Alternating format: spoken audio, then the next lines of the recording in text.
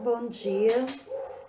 Este trabalho é uma análise feita por mim, Roberta Garcia, e pela Juliana Machado, de uma tese de doutorado intitulada Narrando o CELPE-BRAS e o Convênio PEC-G, a construção de territorialidades em tempo de internacionalização. Essa tese de doutorado foi defendida na Universidade Estadual de Campinas, na linguística aplicada, na área de multiculturalismo, plurilinguismo e educação bilíngue, pela autora Ana Cecília Cossi Bison. O trabalho é estruturado da seguinte maneira: introdução, 4 capítulos, considerações finais, informações a título de epílogo, referências bibliográficas e anexos.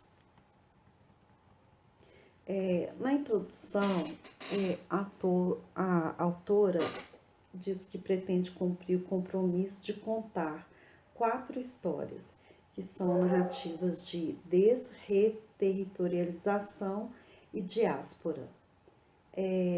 Ela fala que a motivação para esse trabalho começou em 2008, quando ela era professora de português como língua adicional em uma universidade paulista pública, e se denomina como coadjuvante dessas histórias, e como protagonistas 4 estudantes africanos da República Democrática do Congo, intercambistas do PEC-G. Essa tese vai falar da visão dos alunos sobre o PEC-G e sobre o CELPE-BRAS, além de outros aspectos como discursivo, o social, entre outros, né? Então, devido à extensão desse trabalho, nós optamos por focar mais no CELPE-BRAS, já que a autora vai focar tanto no PEC-G quanto no CELPE-BRAS. Nós escolhemos CELPE-BRAS por termos mais familiaridade com o assunto. Porém, é difícil não falar também do PEC-G, né? Que o PEC-G é um convênio firmado com os Ministérios de Relações Exteriores, tem a duração de 2 semestres, né? Ele é uma preparação, um ensino de língua portuguesa, né, voltado para a preparação para o exame CELPE-BRAS, que é um exame de proficiência de língua, oferecido a alunos estrangeiros, que vai avaliar se o aluno, e vai avaliar e vai permitir ao aluno ou não, né, a entrada em uma universidade pública brasileira.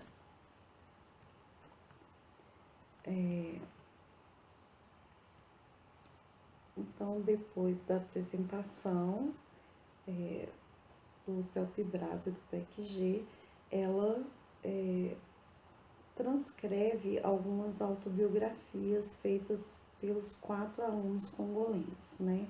E ela observa que nessas narrativas, nessas autobiografias, eles têm um aspecto muito marcante, que é o aspecto geográfico, o que destaca o caráter de desreterritorialização e de diáspora.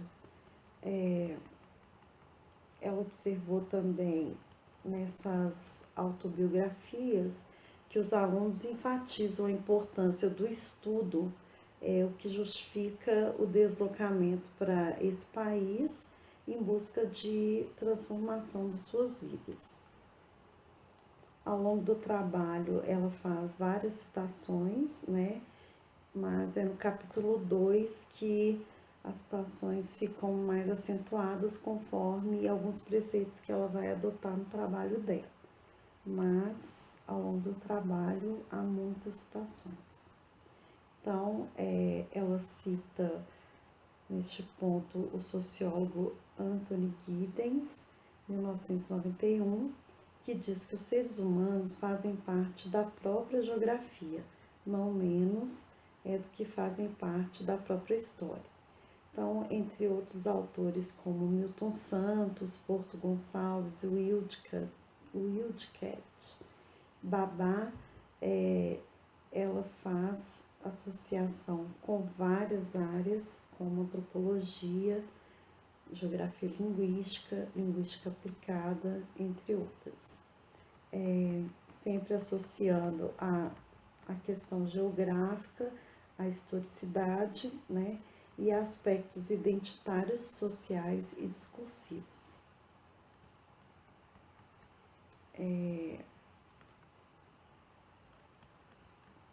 Esses autores convergem no sentido de que as diferentes significações do espaço e do lugar são parte da configuração de qualquer construção discursiva identitária, e ela diz que essa situação se torna muito latente no ensino de PLA para intercambistas. Então, voltando às narrativas dos alunos, ela diz que conversa informal percebeu a preocupação desses alunos em relação ao local onde eles estavam morando, a falta de dinheiro para o transporte, ao exame CELPE-BRAS e a preocupação com a necessidade de não perder o investimento feito pelos familiares, né? E ela observou também a visão que eles têm em relação à instituição, aos professores e aos outros estudantes, e como era a visão da instituição, dos professores e dos outros alunos em relação a eles como conveniados PEC-G, como africanos e congolenses, né? Então, percebendo esse contexto, a autora observou que o ensino de PLA tinha que ser reconfigurado e que o planejamento deveria atender às demandas desses alunos. E como ela sabia que eles não tinham uma bolsa, nenhum auxílio financeiro, ela, pensando em questões sociais, propôs que eles tivessem aulas extras aos sábados fora da universidade. E ela decidiu buscá-los nas casas deles, e foi aí que ela percebeu a situação precária em que eles viviam no aspecto econômico, né? Então, ela decidiu fazer ligações para responsáveis pelo PEC-G e pelos responsáveis pelas relações internacionais, e nessas ligações ela obteve respostas do tipo para eles não se preocuparem com a situação, para ela não se preocupar com a situação, que era bem parecida com a que eles viviam no Congo. Ou então, a respeito de letramento, do letramento dos alunos, eles sempre descreviam os estudantes africanos com defasagem na leitura e na escrita, né? E essas respostas, então, impulsionaram, né, a pesquisadora a se preocupar com essa questão social dos alunos, a questão com que eles viviam, e ela se pergunta, então, num certo momento, se valeria a pena um convênio nos moldes do PEC-G, que se propõe a cooperar com países em desenvolvimento, sem oferecer aparatos necessários para a construção da mobilidade dos alunos, né? Ela cita outros discursos dos responsáveis pelo PEC-G, que é a questão de que esses alunos conveniados são geralmente provenientes de famílias com poder aquisitivo maior na África, e que um dos requisitos do convênio, né, de que eles consigam se autossustentar aqui no Brasil. Então, ela diz que na prática é diferente, que quando eles chegam no Brasil, eles enfrentam certos problemas financeiros, né? Então, ela diz que é preciso questionar a adequação de metodologias e de teorias utilizadas e de pensar nessa nova realidade vivida por esses alunos.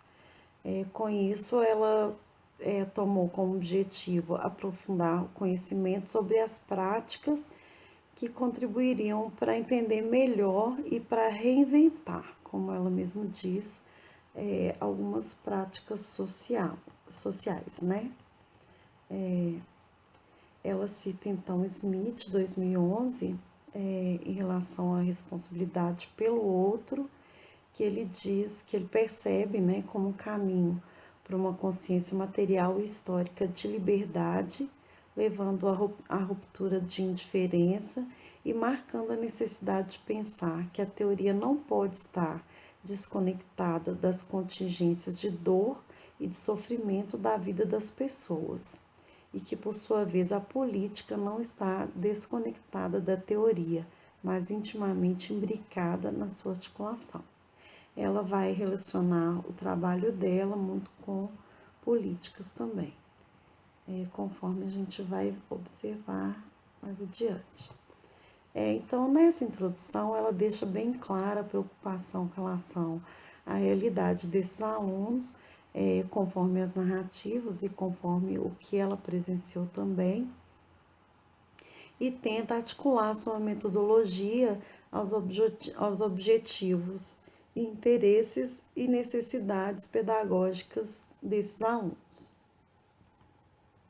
Depois ela apresenta as perguntas da pesquisa, né? Então, tendo como pergunta central como alguns estudantes congolenses reconstroem narrativamente suas experiências de serem conveniados PEC-G e de prestarem o exame de proficiência CELPE-BRAS. Essa pergunta se subdividiu em outras duas, que são: como os estudantes congolenses posicionam-se e são posicionados em relação a essas experiências em duas diferentes fases de suas estadias no Brasil, e como performatizam essas narrativas, como eles performativam narrativamente suas desreterritorializações.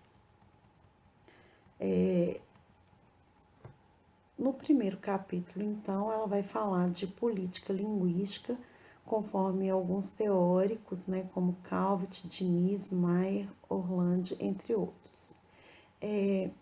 Então, ela começa dizendo que, segundo Calvet, em uma visão mais tradicional,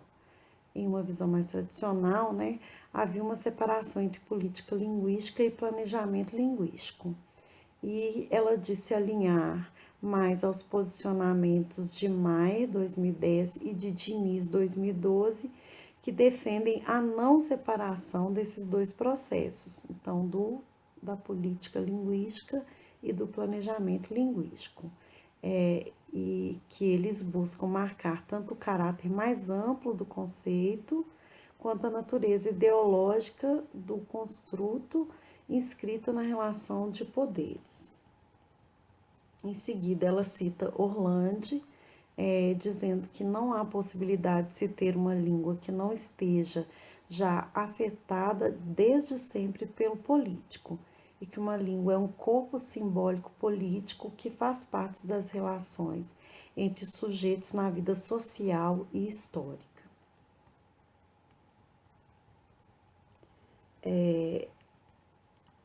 Esses são alguns autores que ela cita, entre vários outros, né, que vão dizer sobre alguns mecanismos políticos, de políticas públicas e de políticas que acontecem também dentro das universidades, que podem atender ou enfraquecer determinados interesses políticos e econômicos. Ela fala que essa visão é adequada ao trabalho dela, pensando na questão do PEC-G, né, que já foi dito anteriormente, na questão de que eles se preocupam com aspectos políticos e nem tanto com aspectos sociais. Em seguida, ela traz uma subseção falando da globalização, enfatizando que a importância da perspectiva histórica muitas vezes não é observada na constituição de uma sociedade globalizada. E fala então da política das universidades, que muitas vezes, com a preocupação de ter um reconhecimento, um crescimento internacional, acaba deixando isso se sobrepor a preceitos éticos que envolvem a formação científico-intelectual cidadã, né? Ela diz, então, que essas questões políticas são imprescindíveis para o trabalho dela, já que tem convênios como o PECG, que deveriam se preocupar e até se responsabilizar pela reterritorialização dos estudantes. Então, ela fala que é fundamental formalizar programas que não se constituam de uma maneira unilateral, que pode contribuir muitas vezes para discriminar o aluno estrangeiro, né? Não levando em conta suas condições econômicas e sociohistóricas. Ela fala então do exame CELPE-BRAS, né? Não, primeiro ela fala do PECG, mas como a gente vai focar mais no CELPE-BRAS, eu vou fazer uma descrição breve aqui do exame que ela faz no trabalho dela, mostrando que o CELPE-BRAS foi elaborado pelo MEC e por uma comissão de professores de 5 universidades brasileiras e que se constitui como um exame para avaliar a proficiência em língua de alunos estrangeiros, nas modalidades oral e escrita. E essa avaliação, como já foi dito, é que vai permitir a entrada ou não do estudante em uma universidade pública. Um dos fatores que originou o CELPE-BRAS é a crescente procura de cursos de graduação e pós-graduação no país. Então, a observação de que depois da elaboração do CELPE-BRAS, alguns materiais didáticos e alguns professores voltam às suas aulas de acordo com os conceitos e com a concepção de linguagem adotada pelo exame, que é a concepção sociodiscursiva, e que esse exame foi considerado altamente importante porque ele funciona como um objeto para decisões importantes que são tomadas a partir dos seus resultados. E aí ela descreve alguns aspectos do CELPE-BRAS, né, de como ele é aplicado. Ela diz que ele ocorre atualmente em 29 países e em 21 instituições no Brasil. A sua concepção de linguagem é a linguagem de uso, né, o uso adequado para desempenhar ações no mundo, conforme o Manual do Candidato 2006, e considera essas ações efetivadas nos gêneros discursivos, em textos orais e escritos que circulam em diversos meios na sociedade. Nesse exame, os alunos passam por avaliações de compreensão de produções orais e escritas e produções de texto, né? Sendo 4 tarefas escritas. Passam também por uma entrevista em que eles vão ser avaliados por 2 examinadores, né? Por meio de descritores, de acordo com os níveis de proficiência, de certificação, né? E depois eles são avaliados por uma grade holística. Os níveis de certificação são intermediário superior, avançado e avançado superior. E ela diz uma coisa importante, é que embora os materiais didáticos, né, e as aulas de PLA sejam embasadas na concepção de linguagem do CELP-BRAS, ainda se observa muito a concepção estruturalista e situacional nessas situações, né?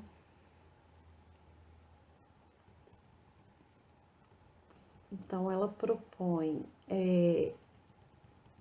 que sejam produzidos materiais didáticos de acordo com os pressupostos teóricos do CELP-BRAS e propõe também investimento na formação dos professores que muitas vezes atuam sem ter um conhecimento apropriado, né? No capítulo 2, então, ela vai tecer o referencial teórico, fazendo um trânsito entre as diversas áreas que eu já falei, né? Inclusive psicologia social, antropologia, filosofia, geografia crítica, entre outros. 3 conceitos chaves que ela adota são performance, performatividades, posicionamentos e territórios, territorialidades. Em relação à performance e performatividade, ela faz uma distinção entre os dois, dizendo que a performance é a ação, aquilo que é encenado, né? Não é uma questão de analisar as implicações da atuação ao vivo, mas também de considerar os modos como a linguagem e a identidade são produzidas nessa performance. E a performatividade é entendida como o modo pelo qual as pessoas desempenham atos de identidade como uma série contínua de performances sociais, culturais, em vez de expressão de uma identidade anterior, conforme Butler, 1990.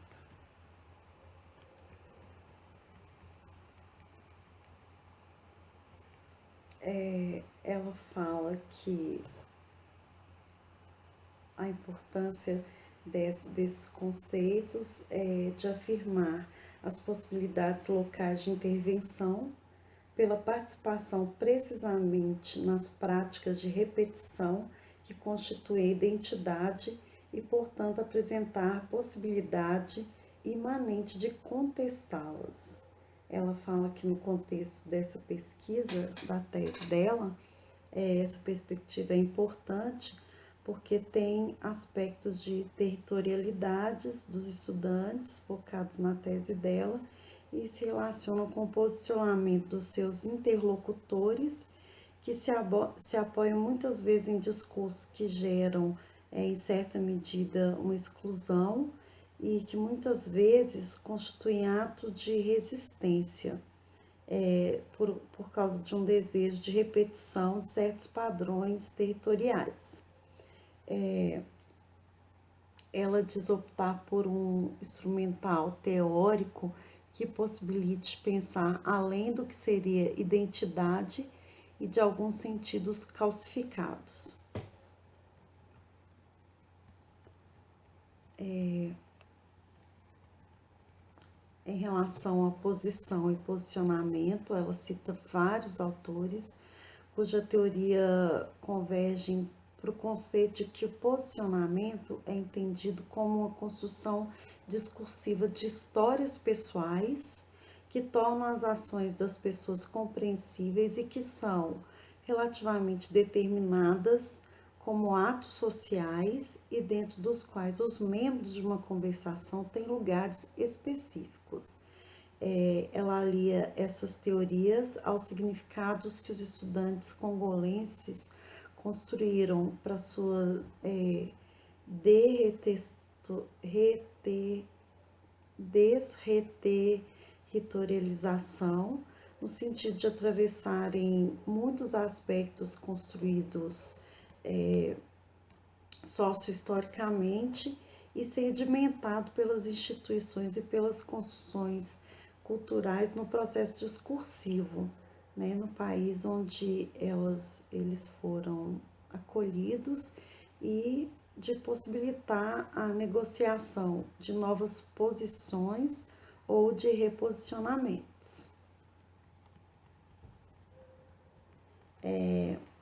Ela relaciona os posicionamentos às narrativas, né, dizendo que por meio das narrativas as reterritorializações são permitidas, promovidas ou podem ser também proibidas, interditadas ou gerar exclusões, né? Ela diz que as aulas e as conversas informais foram instrumentos para potencializar, na visão desses estudantes, o poder de divulgar suas histórias e possivelmente de modificá-las. Então, por meio dessas histórias, os alunos se posicionavam, né? E também eram posicionados e posicionavam os interlocutores como determinado tipo de pessoas.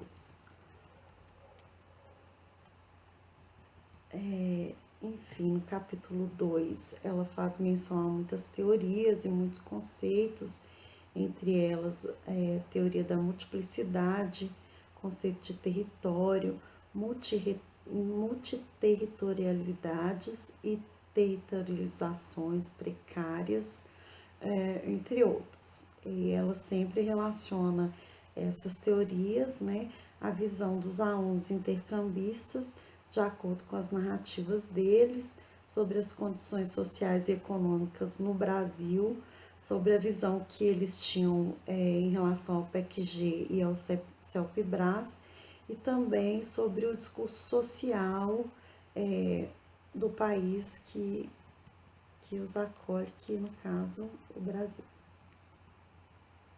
No terceiro capítulo, ela vai falar do cenário, da metodologia dos participantes da pesquisa. Em relação ao cenário, ela fala um pouco sobre a universidade em que a pesquisa foi implementada e da institucionalização do ensino de PLA nessa universidade desde 1976. E ela mostra alguns dados sobre alunos intercambistas nessa universidade. Quanto à metodologia, ela fala da natureza que é interpretativista e de cunho etnográfico, de acordo com Erickson, 1984, buscando a geração de registros e um desenho que possibilite ouvir o outro, sabendo que as histórias não são dadas, mas são reconstruídas sociohistoricamente no aqui e no agora, nas práticas discursivas. Os registros foram gerados em duas fases. Na primeira fase foi no período de preparação para o exame do CELPE-BRAS, em 2008, e a segunda fase foi no período dos 4 anos do curso de graduação dos alunos, entre 2009 e 2012.